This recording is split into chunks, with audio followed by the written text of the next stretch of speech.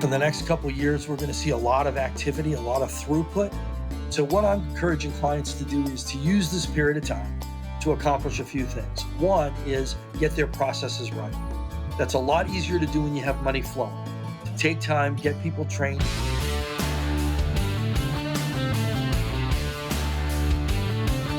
Welcome to the Fine Homebuilding Pro Talk Podcast, a regular discussion with building industry professionals.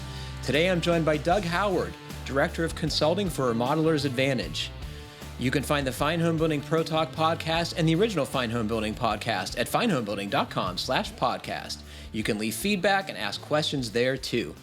Doug Howard, thanks very much for being on the show. It is a pleasure to have you here. Well, thanks. I'm excited to be here. This will be good discussion. So first off, can you please tell our listeners what exactly is Remodelers Advantage and what does it do for the folks who work with you? Sure. So Remodelers Advantage has been around for about 30 years, and it's a company that started by putting together peer groups for home remodeling companies all over the U.S. So non-competing companies, because they're from different geographies, get together twice a year. They serve as each other's board of directors, share financial information, org charts, that kind of thing. They have monthly calls in between their meetings to hold each other accountable to commitments that they make. And then about 4 years ago, I came into the company to develop the consulting side of the business and build that under the Remodelers Advantage umbrella, which really consists of direct one-on-one coaching, a lot of which is remote, on-site training, process improvement, that kind of thing. Can you talk a little bit about the peer groups? I've heard about these arrangements.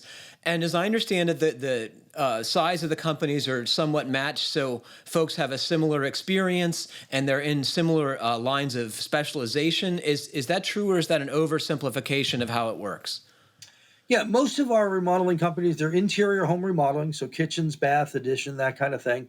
They're generally, our threshold is $1 million. They're generally in a range of maybe $2 to $5 million, somewhere in there, although we have companies upwards of $20 and $30 million. And then a lot of them are design build, so they do their design in-house, although we have a good number of them that also work with outside architects. So we look for operational similarities. Some have showrooms, some are more kitchen and bath, so that when they're looking at each other's operations, it's really kind of apples to apples. But there is a good bit of variety even with any given group. So how do you vet these folks to know that they'll be suitable business coaches and have, similar expectations for running a good company? Yeah, I mean, a big part of it is when people are kind of onboarding, we have a process of really getting a good understanding of where their business is, what their objectives are, what the things they want to accomplish. And, there's certain similarities you hear about companies that are trying to grow or that they know they maybe want to transition in the next 3 to 5 years, or, lots of different kind of similar stories that kind of line them up to say, hey, this they'd be a good candidate for the peer groups. So is it true that, like, if you say you want an exit strategy in 10 years, that you're going to be put with 9 other remodelers who are looking for that same exit? It's not that specific, but we look for lots of similarities. So, like, for instance, we have some groups that aren't all, but maybe somewhat heavily towards second generation owners or folks that do want to retire, because at the same time, they're also dealing with lots of other things too, right? Operational improvements, hiring. So, but when we see those sort of similarities, it's kind of nice to line some of those folks up together. You mentioned that you do the consulting side of Remodelers Advantage largely. Is it exclusively you, or do you have a team of business experts that help tailor the information to one's respective needs? Yeah, no, we've got about 12 folks on our team.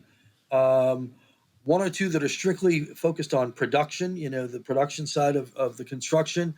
3 or 4 others that have owned remodeling companies that are really more mentors for folks in terms of growing a company. We have 4 or 5 that are really specialists in the bookkeeping side and the methods of accounting that we use. And then we have 2 or 3 that fall more into my category, which is strategic planning, leadership development. Don't have a background in remodeling, specifically myself, but bring more of sort of that business enterprise side to it. So we have a really great blend across the team. Can I ask you, when folks come to Remodelers Advantage, do they know what they need, or they just know that their business is not working and something has to change? Yeah, they usually know where their pain is. They have an idea maybe of where their need is. But a lot of times there's a little bit of a revelation there in terms of really understanding what it's going to take to get to the next level. Um, so I think they have a good idea of what they want to accomplish. But we start out with assessments, really looking at the accounting, make sure that we get them lined up so that we can compare theirs to industry statistics. I do a lot of work with folks on creating 5-year plans, like really getting that good idea of this is where I am and this is where I'd like to be, and what that difference is so important before you start, developing strategy. And some of it's much more specific than that. It's like I've got a cash flow issue, or we need to do better with hiring, or that kind of thing. Do you see like consistent problems with small remodeling companies or even medium-sized remodeling companies? Are there certain things that most folks have challenges with, either starting out or throughout their career? Yeah, I think the biggest thing starting out is that when a remodeling company starts out, the owner wears lots of hats, maybe all the hats, right? And then usually they get some administrative help, maybe some help out in the field. But transitioning from being someone working very heavily in the business to being that business owner, stepping back, putting processes in place of just knowing how to do things yourself, getting to that comfort level, that is a huge hurdle. And that's why it's not inconsequential that, like with the peer groups, we started about $1 million, because you can get to about $700,000-800,000 without a lot of structure in terms of revenue. To get north of $1.5 million or 2 million, you really have to start making peace with there needs to be a structure, there needs to be processes. I need to be good at hiring. I need to be good at some things maybe I've not done a lot of before. And then it comes in these tiers where maybe the next step is I've got to be good at putting people in place to manage that I've never managed before. And so with each one of the levels, there's a series of things that, in terms of skills, in terms of tools, that are very consistent from company to company. Like, what are those things? What do you see folks need most help with almost universally? Yeah, I think a couple of things. One is a tremendous understanding of their numbers, what really drives their profitability, understanding profitability per job, being able to get early warning signals when something's off track. That is probably the biggest change people experience right off the bat when they go from before Remodelers Advantage to with Remodelers Advantage. Second thing is cash flow. In this industry, relatively few transactions drive really big numbers. And so cash flow in the industry is really driven by the pace of production.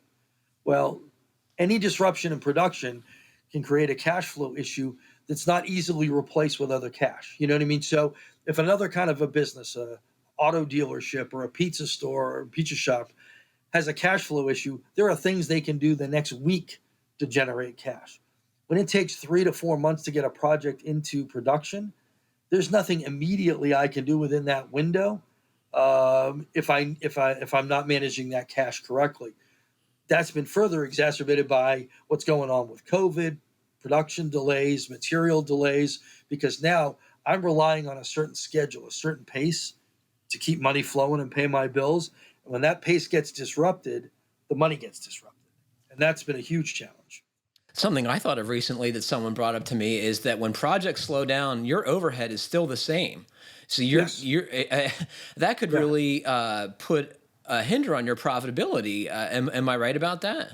Absolutely. So when we look at a body of projects and what we should make on those projects, if that body of projects has to cover 6 months of overhead and then profitability, that's one thing. If that stretches to 9 months of overhead, that could eliminate all the profitability just by virtue of delay, because we don't really lose the project necessarily when they slow down, but we lose the time, right? You know, I think you'd agree we're kind of in uncharted territory here, but how are you telling folks to deal with these, problems associated with the outbreak?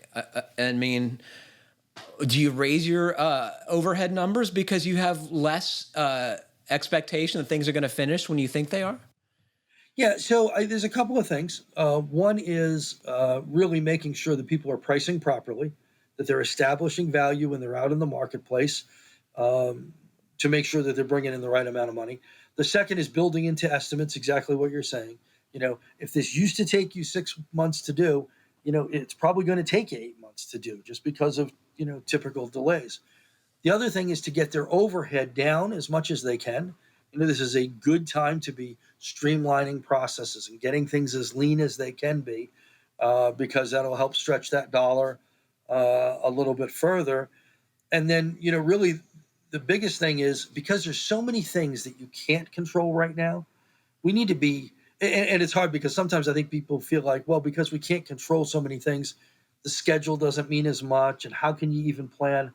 My argument has been, if there's certain things we can't control, we better be twice as good at the things we can control, right? So ordering the wrong material for a job always slowed us down. Ordering the wrong material for a job that now has a huge delay in getting the right material is a mistake that's too costly. So we need to make sure we have a second set of eyes on that order. Those kinds of things. I think you'd agree that part of success in the remodeling business is finding good clients who are willing to pay what you deserve and have the money to spend to maintain a good business. How do you think remodelers should be marketing to good clients? How do they find these folks, and how can they pre-qualify them to make sure that they're a good fit? No, it's a great question. I mean, I think there are certain things that you can always look for in terms of demographics and that kind of thing. But one of the things that I like to work with clients on is something we call QUIP, QUIP. And that is, how do you qualify yourself in the market? That's the Q, with things that are unique, important, and provable. And what we want to really be able to do is not be all things to all people. Some people are great at whole home additions. Some people are great at conversions and high rises. I have a gentleman who was my first consulting client with Remodelers Advantage. He does waterfront projects, and he's excellent at understanding the nuances of that, the setbacks and that kind of thing. And so in all of that, the best thing is to really hone in what you're best at, right?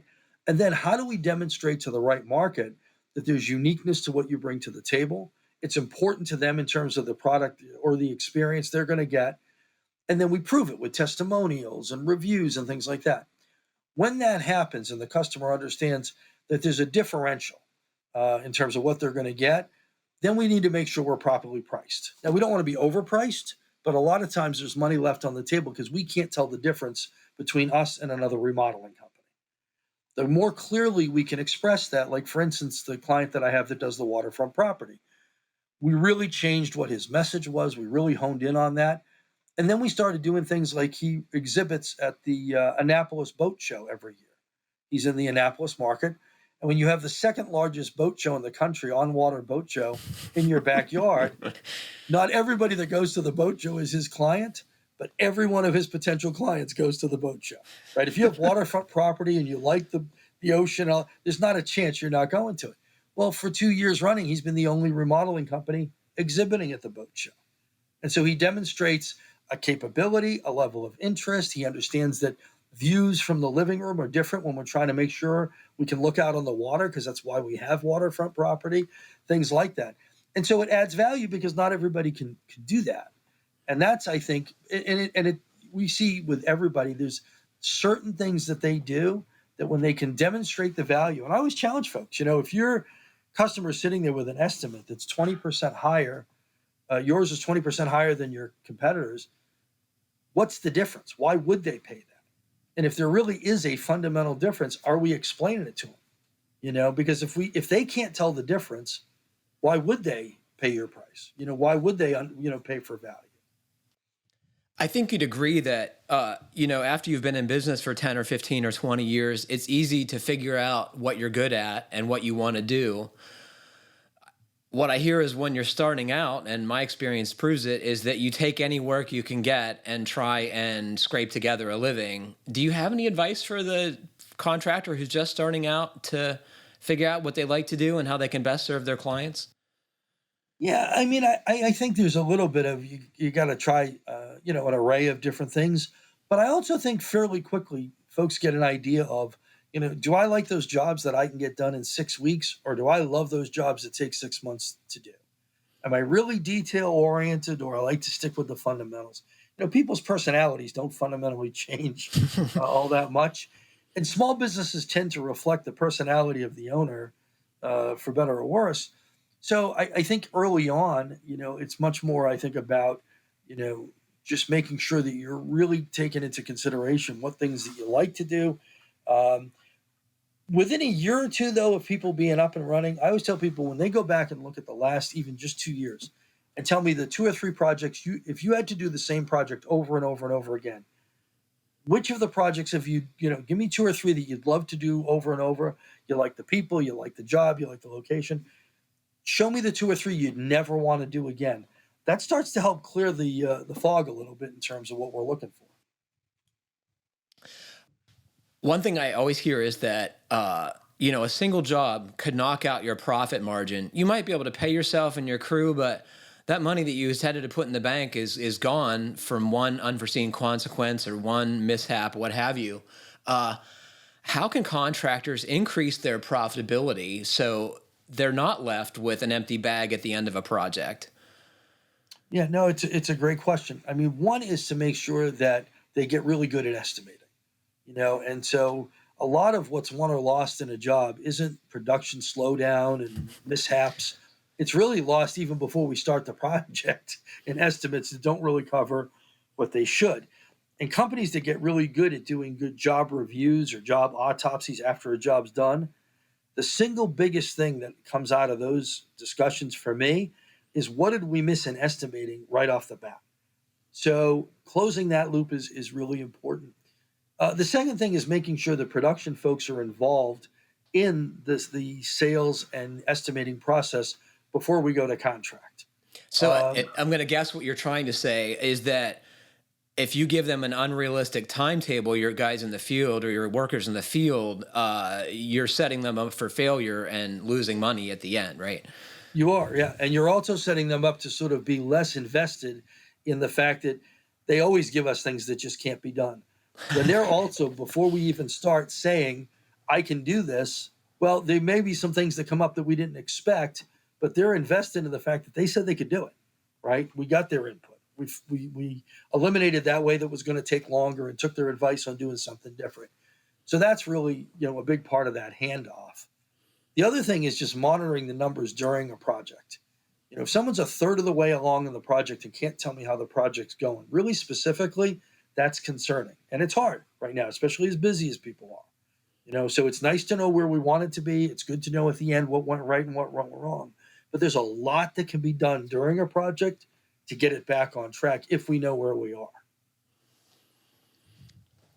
One of the things I routinely hear from the contractors that I work with who contribute to Fine Homebuilding is they say, I can't afford my own work. My work is for clients who make more money than me. Why should contractors be left out as making as much money as their clients, and how do we get there? Yeah, I think it's a great question, and I think that's frustrating for a lot of folks. I think what it comes down to is really making sure they understand the value of what they bring to the marketplace and not being afraid to create the marketing message and the sales process to really go out and get that price. And for a lot of folks that I've met, and I think, the home building, remodeling industry are some of the nicest, I've worked in a lot of different industries, some of the nicest people I've ever met. And in many respects, I think they're very humble relative to their skill set. But that humility, sometimes can get in the way of not being able to strongly put out a message that justifies that pricing differential. And I kind of joke with folks, and some of my friends think it's not a joke, but when I start working with somebody, I'll say, listen, I'll be obnoxious enough for the both of us. We're going to tell a great story about your company. And if that's something you struggle with a little bit, we'll help you get there, because what you're doing is amazing. I mean, you see what some of these folks do with these homes, and I truly believe there's just nothing more challenging than the kind of work these folks do. In that most services, maybe with the exception of surgery, I can't think of anything too more intrusive than coming in, tearing out somebody's house and putting it back together, right? But the interesting thing is you're also doing it right in front of them, right? Someone fixes your car, they take it in the bay, you don't see what they're doing. Someone, even in surgery, they put you to sleep, right? During a remodel, people are sitting there watching your every move, looking at every week's schedule. Is someone on the job? That's a tough environment to work in. and deliver the kind of quality. And so I just think there's got to be an understanding of the professionalism that goes into it. Some of that starts though with the builder themselves believing that. It's a hard thing, though. It is. Culturally, it's not. You're not set up to think that you're on the same level as your lawyer or doctor or client, right? It's a power balance issue, right? Yeah, it is. Well, it's funny because Remodelers Advantage, our mission statement, part of it talks about working with motivated remodeling professionals, right? And so it's not just any builder. And it's not that we're distinguishing. It's that we really want people to understand that when you're in this business at this level, taking on this responsibility, employing people, generating the kind of money they are, they need to think of themselves and they need to act accordingly with being remodeling professionals. This is a profession, and I think in every sense of the word.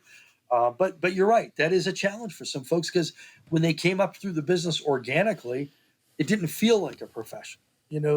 They didn't graduate from law school to learn how to do that addition. Yet, the fact is, the experience, the training, the level of responsibility, I think is every bit and on as much of a professional level as some of those others. I guess another challenge is too is you're often competing with folks who are less than professional, and Yep. as the last time I heard, remodelers had a less than stellar public image with regard to professions. As I recall, only used car salespeople were rated lower on public perception scale of professions. Yeah. There's definitely a challenge. One of the things that works against the remodeling industry, I think, is that people don't do a lot of remodeling projects over their lifetime, right? Over your lifetime, you might buy 15 or 20 cars. You go to restaurants hundreds of times. You get lots of opportunities to decide what you like and what you don't like, what's good and what's not so good. With a major remodeling project, in some cases, it's the second, maybe sometimes even the first most expensive thing someone's ever bought. They have very little experience in doing it, and they've heard the horror stories, right?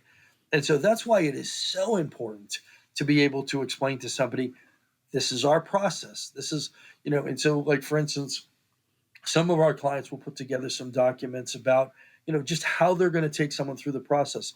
And then share with that customer, this is what some of our clients have told us about our level of communication, how we protect the home, things that they couldn't know are differentiating factors, but we've got to educate them on. But there's nothing harder than making a purchase, I think, for something you just don't buy all the time. Because Or the even know what nuances the of finished that, product is really going to look like, right? You right? have some drawings on a piece of paper, but for most folks, that is not enough to understand what they're buying, right? Exactly. And when they're trying to compare two different remodeling companies, those drawings don't look different enough. What they're picturing is their kitchen that they're expecting to have when it's done. Well, they're picturing the same kitchen, whether they're talking to me as the builder or you as the builder, right? And so it's up to us to say, well, but there's a lot of things that go into that, right? Some of it are the actual finishes and mechanics of, some of it is the communication and just the whole process during, the remodel. But that to me is the biggest challenge, is really getting out ahead of that. That's why referrals and things like that are so important, because someone's already taken some of those questions off the table, right? So if I say to you, Patrick, this is the person you want to work with because high quality finish is very available, communication, some of those questions are already answered for you. Those boxes are checked. I Times are booming right now, but I think anyone who's been in construction for any amount of time knows that it's a very up and down business. What should business owners be doing to prepare for the next lean time? Or is this the lean time for reasons other than potential projects? And what do we do for the next go round? No, I think, right now for the next couple of years, we're going to see a lot of activity, a lot of throughput. And so what I'm encouraging clients to do is to use this period of time to accomplish a few things. One is get their processes right. That's a lot easier to do when you have money flowing, to take time, get people trained, invest in training, that kind of thing. Once those processes are a little more dialed in, technology is a big piece of it. Get the right technology in place, train people, because that will bring efficiencies down the road, right? Now, I always put processes before technology because otherwise we can bake into the technology some of the waste that we haven't eliminated already. We don't want to do that. And then the last thing is staffing and I'm sorry to structure. interrupt you before you Sure. go on. Okay, So fine. technology, you talking about computers? You talking about, what are you talking about? Yeah, lots of things. Mostly project management software is a big deal. Something that integrates what goes on with the contractors, but also integrates with the customers. Being able to get a change order sent over, docu-signed and sent back, or whatever method they use. All of those things will help when things tighten up to make us more efficient down the road. But there's an investment and a learning curve that needs to happen. And I think companies can do a lot of that right now because the resources are there and they may not stay there. I don't want people looking back 2 years from now saying, you know what, when we had that flow of business, we should have accomplished some things. We should have bought the building we were in instead of continuing to rent. We could have, you know, uh, streamlined some of how we operate or who we have on staff. Or I think this is the time to get these companies the way you want them. And I think whether the industry stays level or there's a couple more good years after that, or it really tightens up, companies are going to be well served of having taken this period of time and really created the company that they wanted to be. I interrupted you before you said your third thing. I hope you can bring it back. Again, sure. Yeah, it's staff. Yeah, it's staffing. Now, right now, staffing's a challenge because of the workforce. But as people are starting to come back into the workforce, and certain companies are really distinguishing themselves as kind of the employers of choice, now is the time to put that A team together. And it may take 12 to 18 to 24 months to do it. But as good people are, a lot of folks out there right now are getting paid very well and getting good benefits, but they're overwhelmed, they're burnt out, they're working in companies that are outselling production way, way far in advance. So the companies that say, listen, I understand what a good work life balance is. We're going to do some things to kind of make this a better place to work for you or have some flexibility. Those kinds of things I think are huge in terms of really attracting the best talent. That's going to carry any company into the next 5 or 10 years. I can hear what listeners are saying, to their devices right now. Like, I can't afford to give my guys or my crew half a day off on Friday right now. I'm having trouble getting everything done as it is. Yeah. How do you respond to those No, worries? yeah, no, it's I hear it a lot. And so what I usually say is, okay, well, let's start small. Let's find what we're doing right now and find some efficiency. We could free up an hour or two a month, right? And use that for additional training. And then maybe free up another hour or two a month and use that for a team building thing or to give some flexibility to somebody. This is right now a game of inches, and you're exactly right. It would be nice to say, well, let's take every Friday off, or that's just not the environment we're in. But also, there are clear steps that we can take, but they almost all center around managing this production flow. Because most people took a system that they probably thought was pretty good, maybe needed some improvement, and then we jammed way more work through the process than most people are used to doing. Right? I used to tell people when I first started to drive, I had a '74 Chevy Nova, and the first thing that went on it was the water pump. And I replaced the water pump, and 2 days later, I was on the side of the road again because I didn't know enough that when you replace the water pump, you had to replace the worn out hoses, right? So right now, we're taking a system that's got this huge amount of pressure going through it, and we got some worn out hoses from things that we just didn't fix before we put that new water pump on there. And the reality is that's still causing some challenges. So we can take a deep breath, go back and realize, yep, we're going to stay at this pace, but we're going to fix these processes. Then we're really ready to move in a positive direction. So, Part of the success with a remodeling company is also having good subs and trade partners. yep. How do you find good subs? How do you keep them happy? How do you keep them from not walking all over you with regard to pricing when you're doing a lot of work for, a few contractors or, you have a Yeah. few trade partners? Yeah, I think it's important to try to be a big deal in any subcontractor's life, right? So in terms of the volume of work you give them, that's important. Able to stick to a schedule so they don't waste time, super important. Clear on who's handling materials and, like making sure that we're double checking that box before, we get out on the job site to find out that that item that's been sitting in the office for 2 weeks actually came broken or it's the wrong one or whatever. A lot of it is also, how you pay, making sure we're paying on time, and being aggressive with that. So I think there's lots of things that can be done to make it more advantageous for the contractor. But by the same token, it's got to be a two-way street. So, understanding that, hey, we're going to get a firm bid. We need you to commit to a number. We can't be all over the place. The other thing we're starting to see some folks doing, like when we're working with folks on some processes, some of them are including some of their contractors in those trainings, because it's helpful for them to have better processes or be able to stick to a schedule or use some new technology. But when you can be a big part of that subcontractor being more successful, that kind of, enhances that level of commitment. Even so, it's still tough. It's still, tough to kind of deal with schedules and things like that. But, those are relationships that I think bear themselves out over a longer period of time. So I always ask folks about their own house on this show, and I was hesitant to do so because you said you're not a remodeler or a builder, but rules is rules, man. So what kind of place do you live in, and are there any problems with the house you'd like to have fixed or fix yourself? Yeah. So we are actually between houses. So we're renting a split level rancher, which has had more than its share of challenges. It caused, and my wife will say things like, well, remodeling people. And I'm like, yeah. So because of that, I know we had an opportunity at one point to talk about buying this house. And so we just identified a 28-acre lot of land with a very small house on it that we're going to remodel or build another one on the property. But yeah, this is